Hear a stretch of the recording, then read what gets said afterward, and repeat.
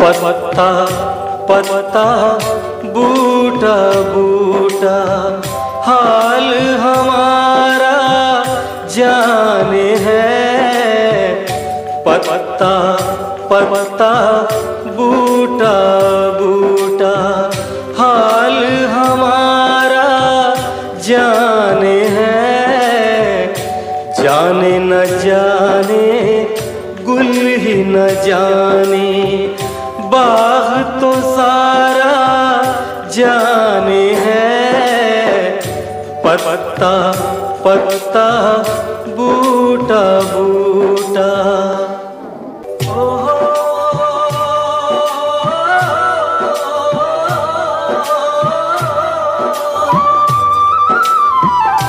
चारा गरीबी बीमारी दिल की रस में शहरे हुस्न नहीं।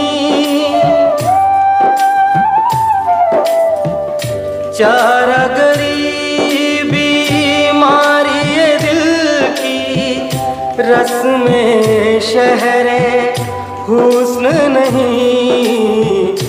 वरना दिल बरे नादा भी इस दर्द का चारा जाने है। जाने न जाने गुल ही न जाने बाग तो सारा जाने है। पत्ता पत्ता बूटा बूटा।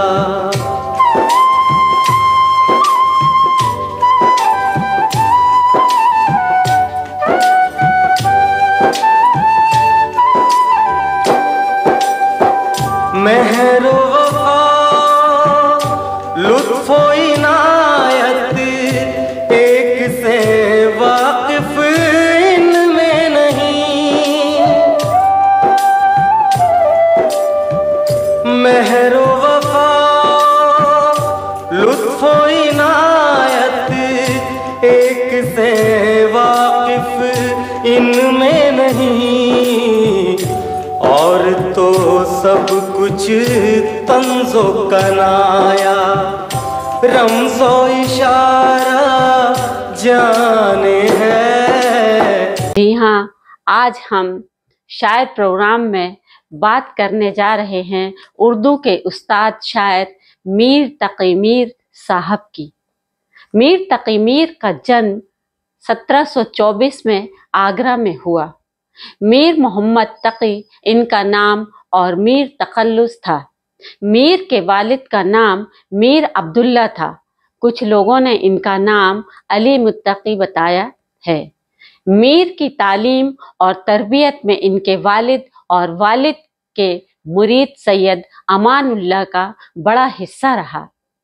मीर तकी मीर अमानुल्लाह को चचा कहते थे। 10 साल की उम्र में मीर के वालिद का इंतकाल हो गया। उनके इंतकाल के बाद मीर के सौतेले बड़े भाई हाफिज मोहम्मद हसन ने उनके साथ बहुत जुल्म और जब्र का सुलूक किया, जिससे तंग आकर वो दिल्ली चले आए और उन्हें बड़े भाई के खालू सिराजुद्दीन अली खां आरजू के यहाँ ठहरे। खान आरजू ने भी मीर के साथ अच्छा बर्ताव नहीं किया। मीर दुखी दिल के साथ आगरा वापस चले गए। कुछ वक्त वहां रहने के बाद फिर वापस दिल्ली चले आए। दिल्ली में मीर की जिंदगी बड़े रंजो गम एवं परेशानियों में गुजरी। एक तो उनकी जाती परेशानियां, ऊपर से दिल्ली जिसे वो अपना वतन समझते थे और जिससे उन्हें बहुत लगाव था, उसकी तबाही व बर्बादी उन्होंने अपनी आंखों से देखी। दिल्ली की यह तबाही उनको हमेशा परेशान करती रही। दिल्ली के उजड़ने के बाद मीर लखनऊ चले गए।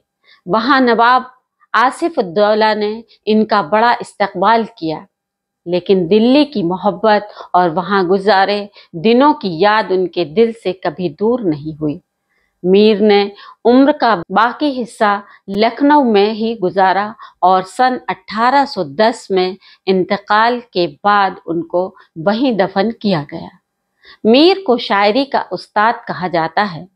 वो एक बाकमाल शायर और फने शायरी के पूरी तरह से उस्ताद शायर थे। उनके ज़माने से लेकर आज तक बड़े बड़े शायरों और तनकीद करने वालों ने उनकी अज़मत को कबूल किया। सौदा, ज़ौक़ और गालिब जैसे बड़े उस्तादों ने उन्हें मुबारकबाद की। मीर बहुत ज़्यादा कहने वाले और कलाम पर कुदरत रखने वाले शायर थे। उर्दू में उनके 6 दीवान हैं। इनके अलावा उन्होंने ज़िक्र मीर के नाम से पारसी और अपनी आपबीती भी लिखी और नुकातुल शोरा के नाम से उर्दू शायरों की सबाने हयात भी लिखी, जो इत्तेफाक से उर्दू शायरों की सबसे पहली सबाने हयात मानी जाती है। मीर ने शायरी की हर सिनफ में तबीयत को आजमाया है, लेकिन उनका असल मैदान गज़ल है। इनकी अज़मत और मकबूलियत की वजह इनकी गज़लियाँ शायरी हैं और इसी की बदौलत इन्हें शायरी का उस्ताद कहा जाता है। मीर की गज़लें इनकी ज़िंदगी और उनके दौर का खाका खींचती हैं। उन्होंने अपनी ज़िंदगी और अपने माहौल का मातम, दर्द व गम अपनी गज़लों में समो दिया है। वो कहते हैं, मुझको शायर न कहो मीर के साहब, मैंने दर्द व गम कितने किए जमा तो दीवान किया। ये दर्द व गम मीर की जिंदगी की नाकामियों के भी थे और दिल्ली की तबाही और बर्बादी के भी। यही वजह है कि मीर की शायरी को दिल और दिल्ली के मरसिए कहा गया है। मीर के शेरों में जो जलाने व पिघलाने का असर है वो किसी दूसरे शायर के यहाँ नजर नहीं आता। उनकी बात दिल से निकलती है और दिल की गहराइयों में उतर जाती है। इसी वजह से उनके अशआर को नश्तर कहा जाता है। दिली जज्बात व महसूसात को उन्होंने सीधी सादी जबान और आम बोलचाल के लहजे में इस फनकारी के साथ बयान किया है कि उनकी आप बीती जग बीती और उनका गम ज़माने भर का गम मालूम होता है।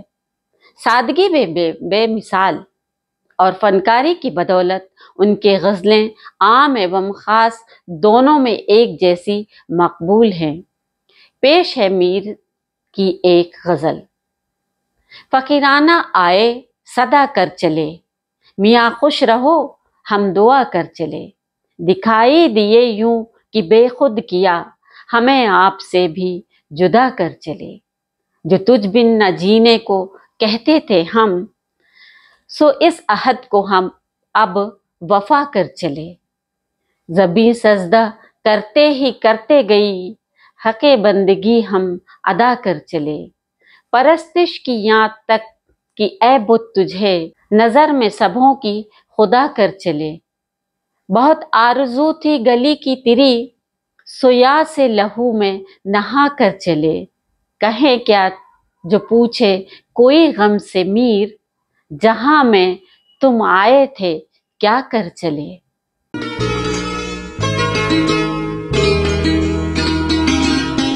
इब्तिदाए इश्क है रोता है क्या,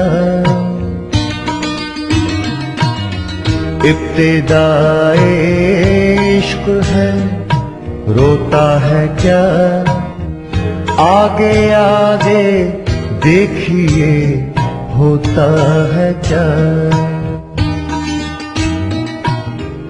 आगे आगे देखिए होता है क्या।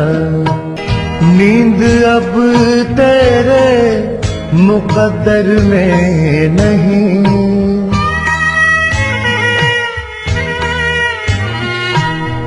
नींद अब तेरे मुकद्दर में नहीं।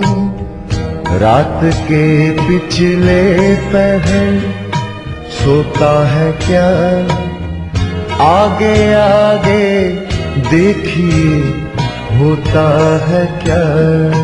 ये निशाने इश्क हैं जाते नहीं,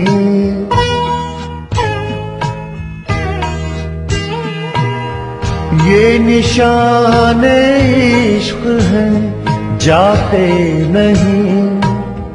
दाग छाती के अब बस धोता है क्या, आगे आगे देखिए होता है क्या।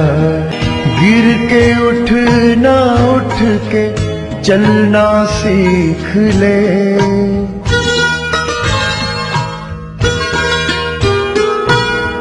गिर के उठना उठ के चलना सीख ले। पाके मंजिल इस तरह खोता है क्या, आगे आगे देखिए होता है क्या। इस चैनल्स को आप सब्सक्राइब कीजिए, शेयर कीजिए और कमेंट्स करना ना भूलिए।